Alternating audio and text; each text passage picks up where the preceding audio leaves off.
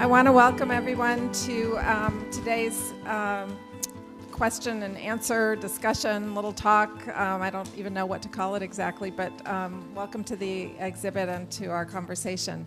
So I'm Dr. Pam Schaff, and I'm the director of the HEAL program. And I welcome you to the Hoyt Gallery, where our HEAL program now has incorporated or started a mission to align the work of our patients, align the work of patient artists with the core medical school curriculum in the service of fostering enhanced understanding between patients and future healthcare professionals. As you probably saw last year, for those of you who've been around, not our first year students, who I welcome all of you, but last year we had several exhibits that were done by artists whose own experience with illness informed their art and whose work was shown in conjunction with our various organ systems. And we're continuing to do that this year as well. This exhibit is a little different. This exhibit really, I would say, crosses all organ systems and is about pain and the experience of pain, and Ted will be talking about that in a moment. I wanted first to introduce Dr. Sunita Puri, who is our Director of Palliative Care at Keck Medical Center. And in addition to being a terrific palliative care physician and educator, she also is a writer and has a book, a literary memoir that will be coming out in 2018. Is that right? Yes, we're very excited. And some of you may have seen her work in either JAMA in the Peace of My Mind section, or in the New York Times. She had a beautiful piece about a year ago that was about living and dying in Los Angeles. It was beautiful. I suggest it to those of you who haven't seen it. Doctor, sorry, I'm going to promote you. My mother is so proud. I'm a doctor. Ted Meyer is our artist in residence, and he has really transformed this space and our culture, and we're very grateful to him. And he's going to talk a little bit, but first I'm going to turn it over to Dr. Puri to talk about pain and its representation.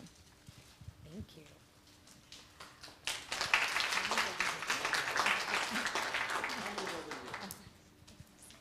I felt like we were unnecessarily far apart there, so. So thanks so much for having me, and I'm really here because in palliative care, thank you so much, Ted. In palliative care, we deal every day with patients' experiences of pain.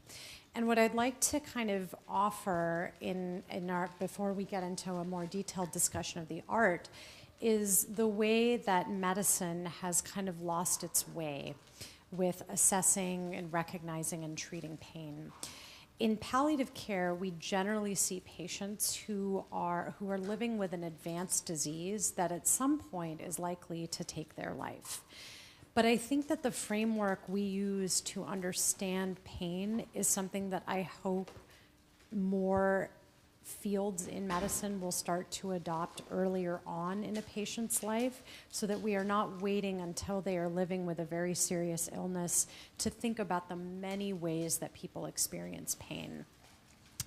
The founder of modern hospice was actually an English woman named Cecily Saunders, Dame Cecily Saunders, and she kind of came up with a concept that we use in palliative medicine called total pain. Has anyone ever heard that term, total pain? Total pain. And total pain is the term she assigned to look to encapsulate all the many facets of pain that patients experience, not only physical pain, right? That's what many of us think about when someone comes to us and says that they're in pain. That's certainly a very big component of it in medicine, but physical pain almost never exists alone and in a vacuum. Why? Because physical pain greatly impairs patients' quality of life. And in palliative medicine, that term, quality of life, is something we use in almost every conversation we have with someone. Physical pain not only impairs quality of life, it does so because patients can't always do what they want to do, and their life is fundamentally altered by, for example, not being able to go to the bathroom by themselves because of pain. But part of the ripple effect of that is that there's other domains of pain. There's emotional pain, that very closely interacts with physical pain. There's existential pain, and I'm curious how many folks in the room have heard that term, existential pain. Okay, it's totally okay if you haven't, but I hope what you'll take away from this is that existential pain and spiritual pain, which often go closely together, is a way that people experience a crisis of meaning in their life when certain things are taken away from them or when they're living with a disease that alters their ability to be who they are in the world. So for example, I had a patient who was a painter who was diagnosed with MS. And for him, most of his identity was based on the ability to be a painter. And when he lost that ability as his MS progressed, when we talked about quality of life, he was like, well, my life was my art. What is my life now? And that's an example of existential pain because it's looking at the very ways that your existence is compromised in the world when your physicality is compromised. So in our field, we're really looking at all those domains. We're looking at physical pain. Sometimes that comes from something like a cancer, which is, we see a lot of patients with cancer. Sometimes it's not just pain, it's shortness of breath for patients with heart failure or advanced lung disease. Sometimes it's nausea and vomiting, another very common symptom we see for patients who are getting a treatment that's meant to treat a disease. So when we talk about symptoms, including pain, it's not always from the disease. Sometimes it's from the treatment of the disease. We're also looking at emotional pain and existential and spiritual pain. And we also look at the pain of the patient's family, because most people with a pain experience don't exist alone in a vacuum. Their pain experience affects others around them, and that's something in our field that we take very seriously. So the patient is our patient, but the family and their experience of the patient and the patient's disease, they're also our patient.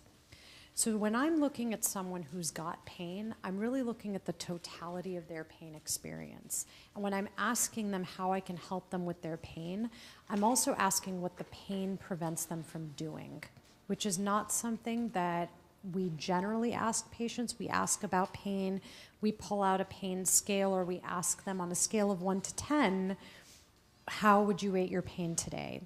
But I don't think that that's an adequate way of figuring out the impact of a pain experience on someone's day-to-day life. So when I'm meeting with them, I'll say, what is your pain preventing you from doing? Does it prevent you from doing really basic things? And if so, who's helping you to do those things? If we've given you a pain medicine, especially for my patients with cancer, we give them opiate medicines, morphine and its cousins. And sometimes the effects of the pain medicine make it hard for them to participate in their daily life. So there's physical pain, and then there's the impact of pain on other domains in someone's existence, including their family life and their ability to function. And sometimes it gets really tough because the ways we can treat pain can also compromise their quality of life. So it's not something that can be simply reduced to, here's a pain scale on 1 to 10, tell me where your pain is. That's simplifying a very complex human experience, and it's an experience that we will all have. And when you go through that experience, sometimes words and the questions we as physicians might ask may not be sufficient, which is why we turn to art, right? It's why we look to the humanities to help us understand human experiences that a certain cultural model of Western medicine may not give us the vocabulary to ask about or to really understand. So I think that's part of the reason I'm so excited to be in conversation with you, is to hear from you and your pain experience, and to hear about the ways that you have helped others kind of express their different types of pain visually. And I think the pieces that I've seen here have really struck me, not only because they're beautiful, but because they're all so very different. And I think that speaks to the way we experience pain differently and the way we communicate our pain experience differently. Well, I'll give you first a little background on this show. We put out a call on several different websites. There's actually a big connection of male artists around the world, and there's several websites that you can post that you're doing a show, call for entries. And I just said, send us an image about physical or mental pain, something that you would like a doctor to see so they understand what you've gone through. Now, some of you have heard my story before. I was born with Gaucher's disease, so I had a lot of bone infarctions, bone crisis when I was a kid, and a lot of pain. So I sort of went into this project thinking, we're going to get a lot of images about physical pain because that was my starting point. And when the images started coming in, I was very surprised because almost half of these images are about emotional pain. If you go through and read, a lot of them have some text with them, but a lot don't. So that gets exactly what you're saying, that it might be physical pain that starts it, but what a lot of these people are writing about or sending artwork in about is emotional pain that goes with the physical pain. So within a span of about 2.5 months, we got 306 entries from about 18 or 19 countries, I don't know exactly, and everybody showed it a different way. Some are very literal. We have ones over here about migraines, but then right next to it there's one from a prisoner who murdered somebody and he has a life sentence, and you see his brain cracking as the calendar flies by him. So everybody's got their starting point of how they figure out pain and what most hurts them, whether it's physical or mental. So that gets us to a couple of questions. So I'm approaching this gallery art-wise and question-wise as someone who is a lifelong patient with chronic illness, but chronic pain. So a couple things that you alluded to, that 1 through 10 chart. I always remember getting those little faces with a smile. Can you really tell that much from that? I mean, they're not very specific. You know people are in pain, but what do those really tell you? What will it tell them as future doctors? So I actually don't use that frowny face, smiley face approach to pain because I don't think that gets into the pain experience, right? Like someone can tell me their pain is a 6 out of 10 and yesterday it was 10 out of 10. What I'm more interested in is what can they do now that their pain is better controlled? Because I always relate it back to quality of life and the way that a pain experience may impact that. So I think there's some value, maybe in some circumstances, around using a scale. But in my practice, I actually do not use that. And I don't know many palliative care physicians who do because our take on pain relates entirely back to quality of life. And I think it's, again, a reflection of how we in medicine want to capture things on something that's validated and knowable in a very specific way. Like 6 out of 10 is better than 10 out of 10. But at a 6 out of 10, are you able to go to the bathroom on your own? That's what I'm interested in knowing. And that's where I think those scales are not sufficient. Maybe they can be a part of a larger pain assessment, but I also think patients have a hard time telling me a number. They can tell me my back still hurts and I still can't get out of bed, and that tells me a lot more than maybe the pain is a 7 instead of an 8. Does that make sense? Okay. Okay, so one of the things with my illness, and so when you have bone infarctions, at least with my illness, the bone is dying, it's swelling. It is extremely painful, and I've spoken to a few women that have my same illness that said it's sort of comparable to childbirth, and you always hear how bad, that's sort of the top bar. Childbirth is the worst. Yet people do it over and over again, and I know in my case when I would have a bone crisis, it would be so painful. But the second the pain went away, I could not even imagine how badly it hurt until I had the next bone crisis, and then I went, oh, that's that pain that was so horrible. So maybe you could talk the mechanism of how pain works and the fact that women will time and time again do something so painful because they can't, maybe the love of children, or maybe because the brain sets it up that you cannot remember how utterly painful something is. So you do it again. So that's a really interesting question. And I think from a medical standpoint, there's different types of pain. So there's, and I don't know how technical I really want to get here, but there's pain that can be caused by a direct injury, and we call that somatic pain. It's mediated by a certain path of nerves. There's visceral pain, which means kind of like crampy internal pain that can be related to a lot of different things, but it's more experienced as dull or achy. There's neuropathic pain, which is something that's mediated by injury to the nerves, and that's experienced as kind of a burning and tingling. And bony pain is actually very related to inflammation. So sometimes really simple medicines like ibuprofen or steroids can be super helpful for that. And I think when people when they choose to go through or choose to engage in activities that may trigger pain again, I think that it's really because there is a sense of fulfillment in whatever that activity is. We have great ways to keep pain under control, but sometimes, like I have many patients who find it very painful to do certain things, but even when I've got them on a pretty good regimen, but they will still engage in those activities because of the emotional or spiritual or existential meaning that those activities give them.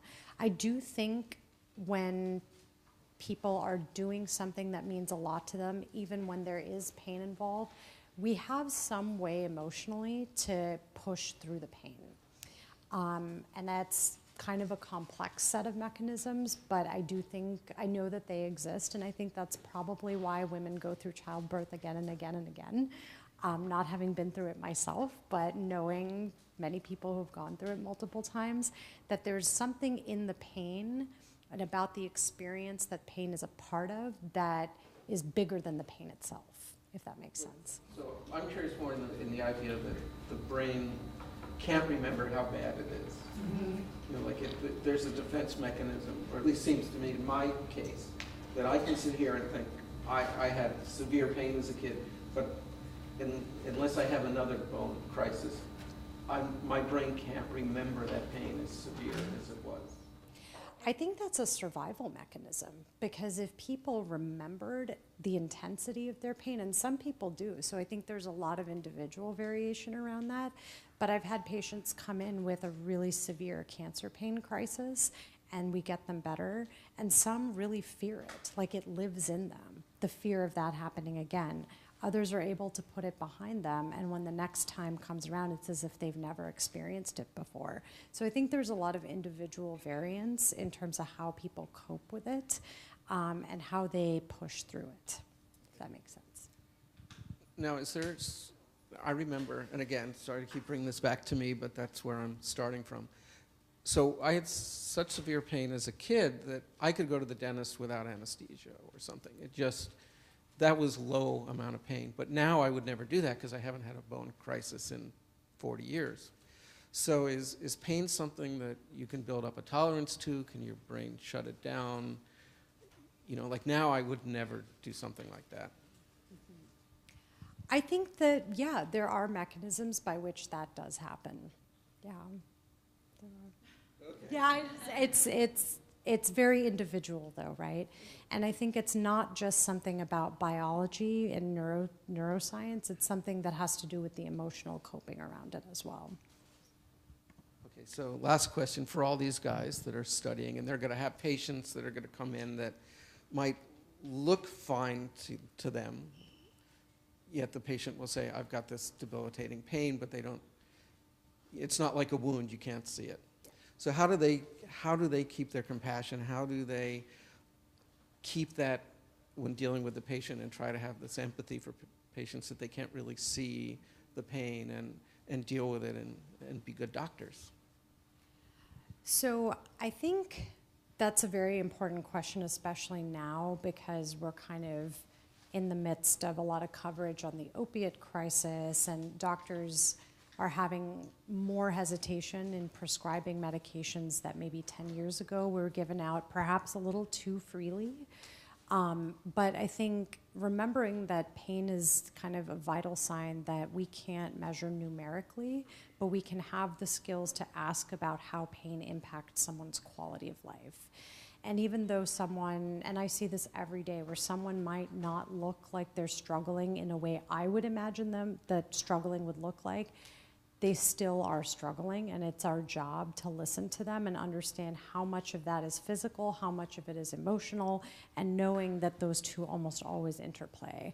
My suggestion is always to remember that even the things you can't see, which is a lot of things in medicine, are things that are real for people. And asking about the impact of pain or other symptoms on people's quality of life, I think, is a way to really understand from a daily activity perspective, what is their symptom preventing them from doing, especially things that bring them meaning. So please take seriously the things you cannot see, because I think that's a lot of what we deal with in medicine. It's not always going to be a big gaping wound or a broken leg that, you know, are the things that we see that constitute pain. So if any of you have any questions, come up to the microphone here. You mentioned that you are asking the patient what is preventing her or him to do because of the pain. What happens if come in front of you a patient that has a very high tolerance for pain? And nothing is preventing them to do, but their pain is very, very severe. For instance, my daughter, she suffered from WPW and she had a severe attack. Her pulse was somewhere there. And when she came to the triage, she was told to go and sit down because she looked normal.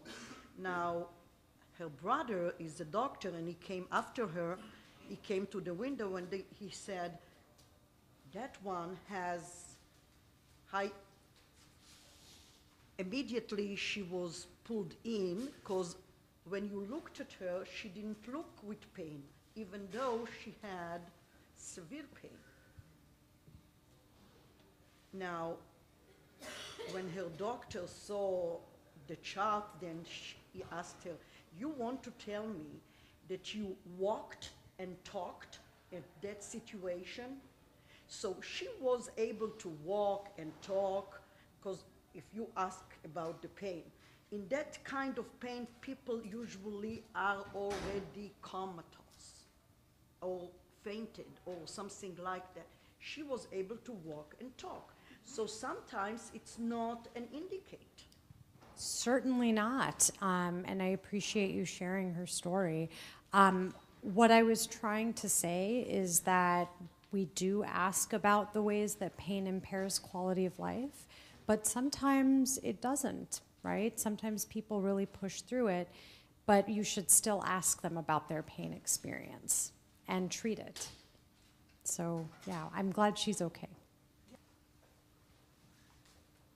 I appreciated you mentioning emotional and existential pain. It made me think of the Holocaust survivor Viktor Frankl, who had a term called logotherapy about meaning in life. And I'm just wondering how you see future physicians, how they can collaborate better with mental health professionals and other allied health professionals in dealing with those elements that contribute to pain.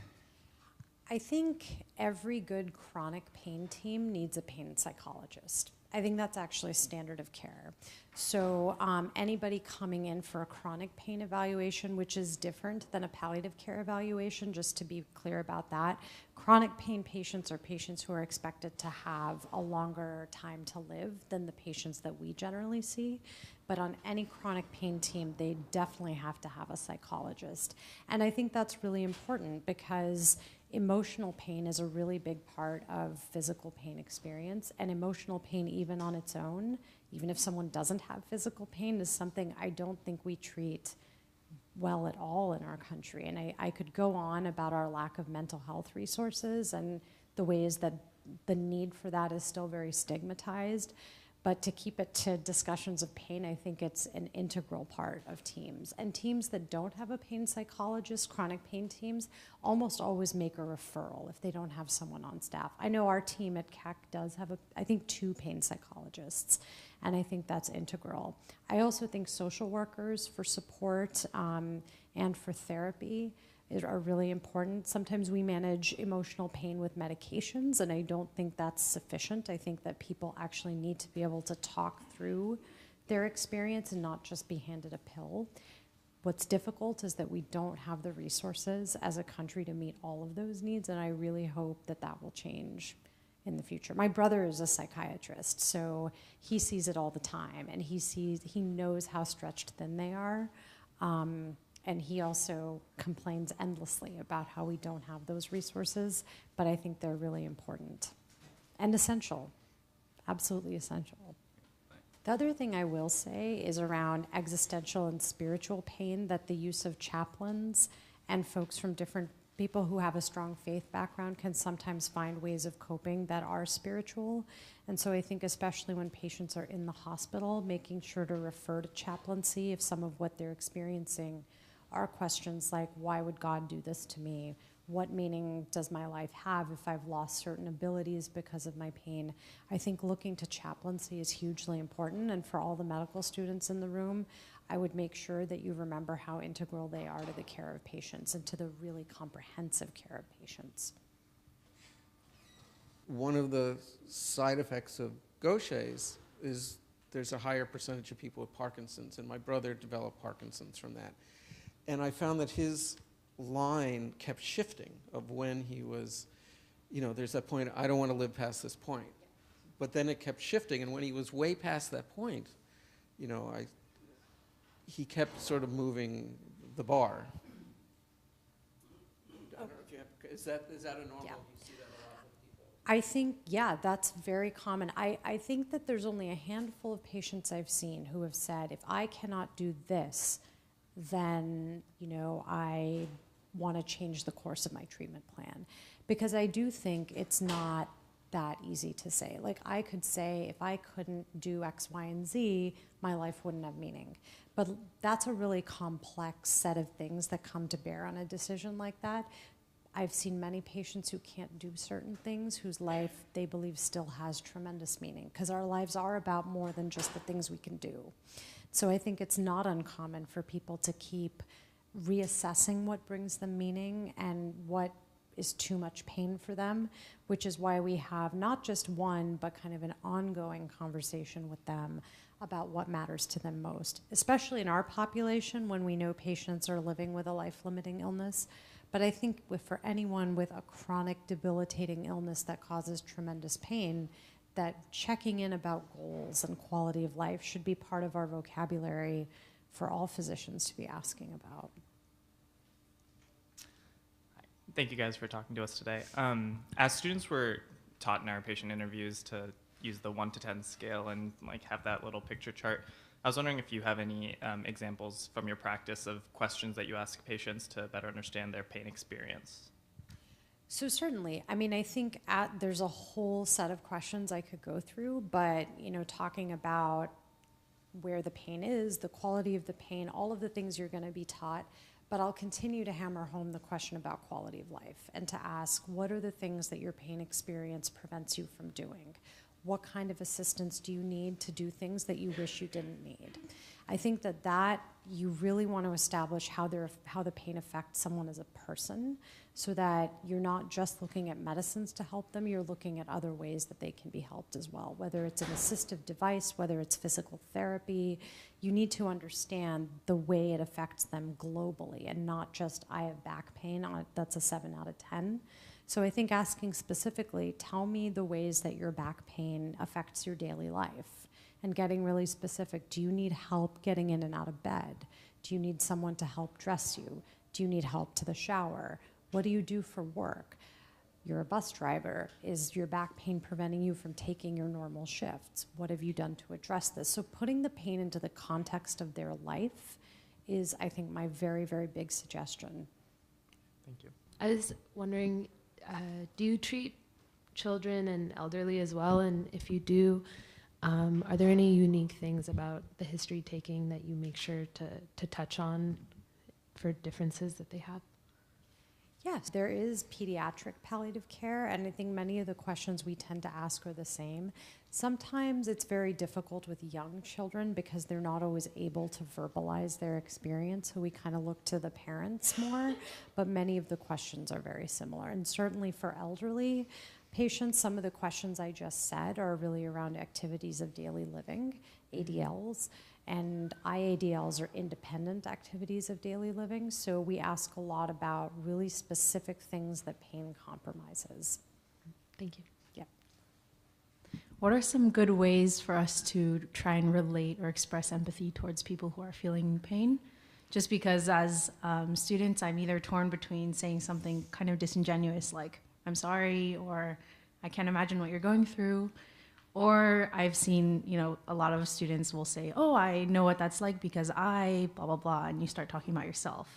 So what tips do you have about that? So I'm happy to give my response, but I'd be interested to hear from someone who's kind of had this experience. No, let's hear yours first. I want to hear yours. No, let's hear yours first. Well, so one of the projects I've done is lots of people's stories about their scars. I have a whole, 100 or so people that I've listened to their stories. And that's something that pops up a lot, is they get very angry when they go to doctors and the doctors try to equate what they are going through in treatment to something that happened to the doctor. And I understand that a lot of times the doctor is doing it to be empathetic and say, I understand what you're going through, but because of the other things, the family dynamics and how long you've had it, so I don't really know. I mean, it's you guys are kind of in a no-win situation here. I think it's just a matter of listening and, like you said, then bringing it back to going, well, how is it affecting your whole life? I don't think you can ask too many questions about how it's affecting the general life of the person because, as you said, some people are going to have a really high tolerance for pain and something might not affect them, but then somebody who's led a pretty easy life and never been in a lot of pain can be really thrown by a much smaller amount. So I think it always gets back to this, how is it affecting your life in general? I'm going to take first crack at a physician answer also and a patient answer. I just think, as you've been speaking, I've been reflecting on my own experience as a patient, and I am astonished, as you've spoken, that it really is only the physical therapists who ask the kinds of questions that you're talking about. And I know we've had a conversation many times about medical education and about palliative care really needing to be considered an aspect of primary care. And when we think about pain control or pain management, certainly, or just pain conversation, there is no one who has asked me those questions other than physical therapy. And there's something wrong with that. And I think that in answer to the question that was just asked, if we can train students and trainees to better ask about the effect on any individual's life at any given moment in time, we'll do a much better job, I think. So. And I think, when you're students, just thinking back to my own student days, empathy is a very tricky thing. I suggest you all read an essay by Leslie Jameson, who is a friend and a really amazing writer. She's an essayist. It's called The Empathy Exams. And she has an essay collection called The Empathy Exams, but the title essay is about her experience being a standardized patient for medical students. And it kind of weaves in personal narratives as well, but it's about the ways that she is asked to grade people, medical students, on their performance of empathy when it may not be genuine. And she's really kind of circling around what is empathy. And she describes empathy as a passport into someone else's experience. I don't think there's one way, right, to be empathic. I actually think the cornerstone of it is listening and really being open to someone else's experience and making sure that you understand it. I think it's fine to say things like, I'm so sorry that you're suffering with this. I really want to be of help. It really depends how much you want to say things like, I've been there before, because you don't want it to be about you. And I think there's ways to relating to a patient's experience that come really back to making sure you understand the experience. And that means listening and asking the right questions. And I think tone of voice and manner and giving space for their responses are all interpreted as empathy and compassion. So I want to talk about a few of these postcards, and then you guys can walk around afterward and see them. I'll let you comment on these. So this one just says arthritis on the front. It says arthritis, and you can kind of see a really shadowy figure of somebody who looks like they're screaming in the background. The way I kind of look at this is that arthritis can be a really isolating experience, I think especially when people lose their mobility, that they're not always seen in the ways that they hope they would be seen. And I think arthritis pain compared to things like cancer pain does not always get a spotlight shined on it. So what I see here is somebody that really who wants their pain experience to be seen and whose suffering is really kind of shadowed. If we're looking at this picture, I mean, we don't see a whole lot of detail other than a really kind of faint suggestion of extreme pain. And I think that says something very powerful about how this person feels she's seen and possibly how her pain has prevented her from being seen. That was great. The LA Times needs a new art critic. So. All right. All right, we're going to trade you here. So this is one of my favorites, this migraine one. So this is very, very powerful. And it's kind of, this person's face is kind of squished between two, I'm not sure what. Vices. Yeah, vices. And that's all around it are the words stress, mental illness, death, depression, suicide, pressure, Alzheimer's, and cancer. But clearly the pain and the other issues that are written around here are kind of squishing this person, possibly not only to the point of worsening pain, but possibly to invisibility if you continue to squash.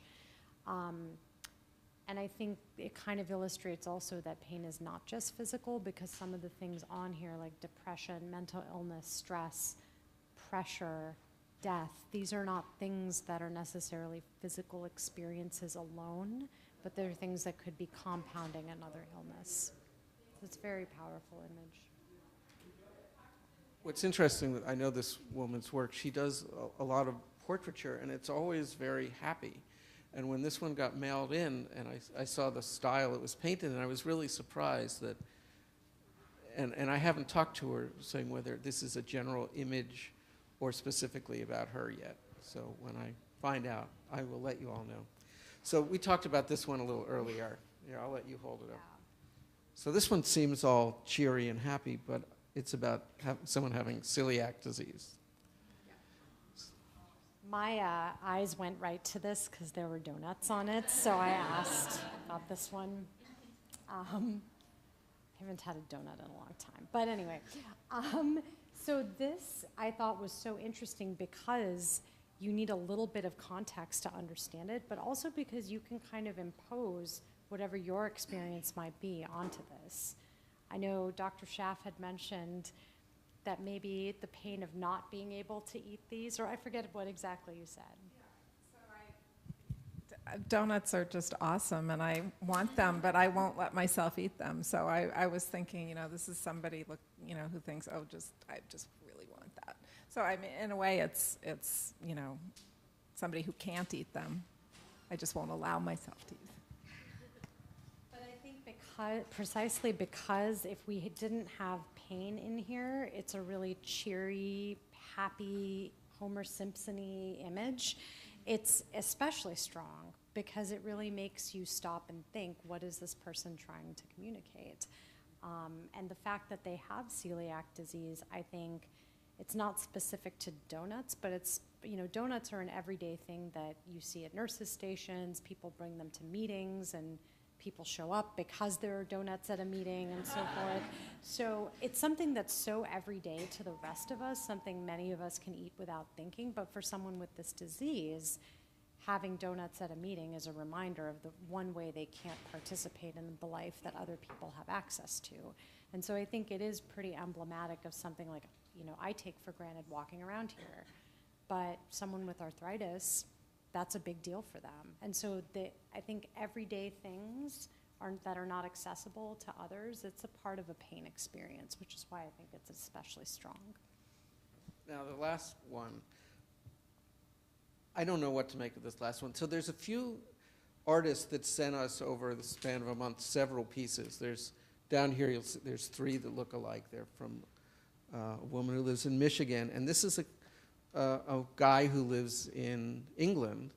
And if you look around, you'll see there's another piece on the back, and it's just this weird marking system. And they look very disturbing to me, but I don't really know how to interpret them. But there's a book over here he did, there's another piece over there, there's one over there. So like about once a week, I would get an email from him, and they were sewn together and sent out like this as a book. So I'm just going to let you take a crack at this since you're now the LA Times art critic.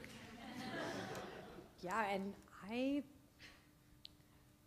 this is one that kind of, to me, looks like there's something potentially orderly here, almost like a pillbox maybe. It's like a rectangle with a bunch of circles, and then there's chaos around it. So I almost wonder if what he's trying to communicate is the chaos of his experience superimposed on something that may be a tool to help him manage it. I don't know for sure, but when I'm looking at it, chaos comes through, which I think is really common to people who are suffering in many different ways, that there might be a way to help them, but superimposed is all kinds of other things that are hard to even make into shapes. Like sometimes there are no words for an experience, sometimes there are no shapes to put on a page.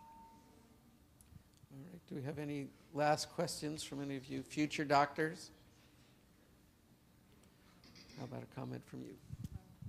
Well, I just want to thank both of you for your perspectives and for a great conversation. You really made me think more. Every time I come through here, I try to look at a few of the pieces, and they're so rich, and there's so much conversation that we could have around all of them. So thank you for the little taste, and I would encourage everyone to take some time to wander, and maybe, how is our time? So we have 10 minutes. I'm not sure when classes start or where you need to be, but Ted and Dr. Puri can stay for at least a few more minutes if you have questions about any of the art or any of the things that we talked about. And I thank you all for coming.